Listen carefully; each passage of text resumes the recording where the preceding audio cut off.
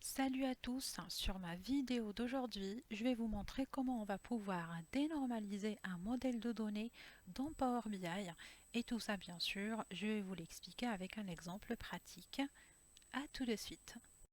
Ce qu'il faut savoir déjà, c'est que tout le monde n'a pas la chance de disposer d'un entrepôt de données préétabli et conçu dans un schéma en étoile. En réalité, le floconnage ou le modèle floquant dans la conception d'entrepôts de données est inévitable. Vous pouvez donc construire votre modèle de données sur diverses sources, y compris des systèmes de base de données transactionnelles et des sources de données non transactionnelles telles que des fichiers Excel ou bien des fichiers CSV.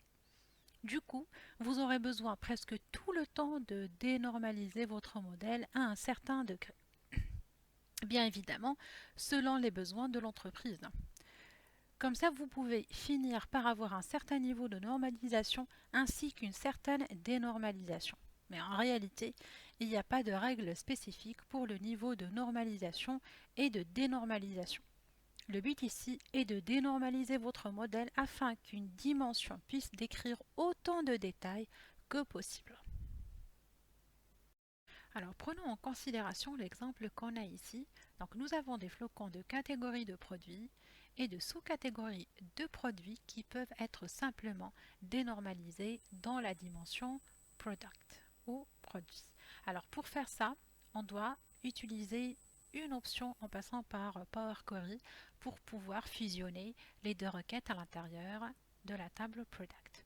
Alors pour accéder à notre éditeur Power Query en passant par Power BI, je vais tout simplement utiliser ou passer par l'onglet Accueil et puis transformer les données. Donc comme ça, notre Power Query ou notre éditeur s'ouvre sur une autre fenêtre à part.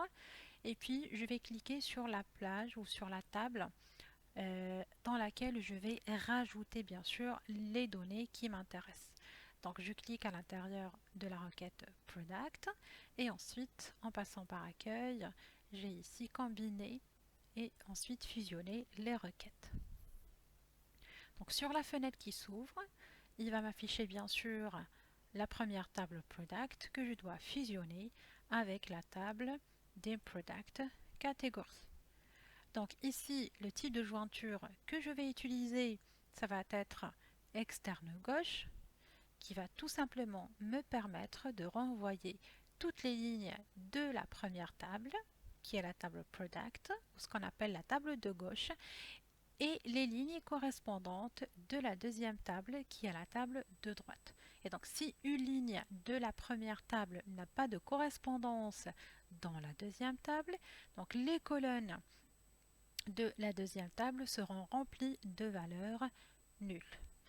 Et bien sûr, un point qui est très important, il ne faut pas oublier de choisir la colonne clé qu'on va utiliser pour chercher les informations sur les deux tables qui va être Product Subcategory K et Product Category K. Alors je valide par OK.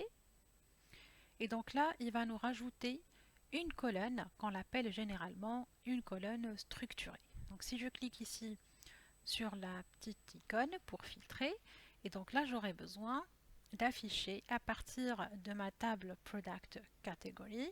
Donc on va prendre par exemple Product Category K et ensuite English. Product Category Name.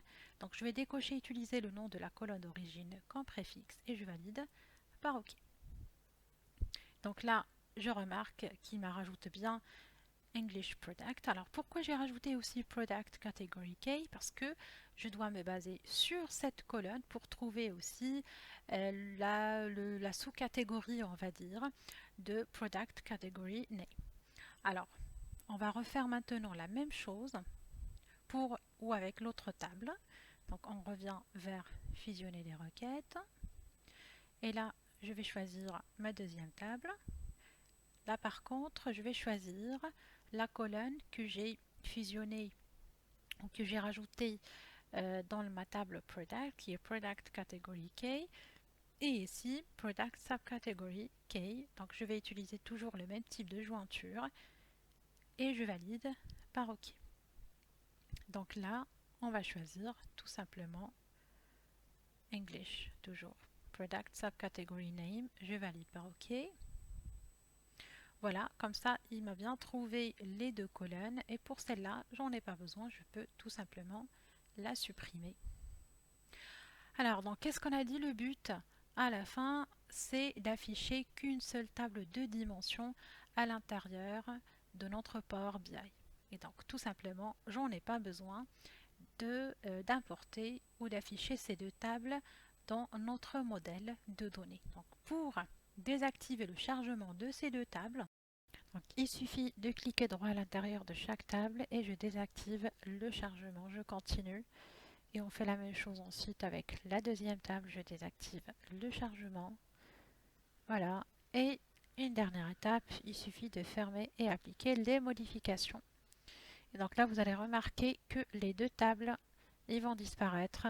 Et comme ça, on a bien conçu un modèle en étoile. Voilà, donc j'espère que ça a été clair et je vous dis à bientôt avec d'autres astuces sur Power BI.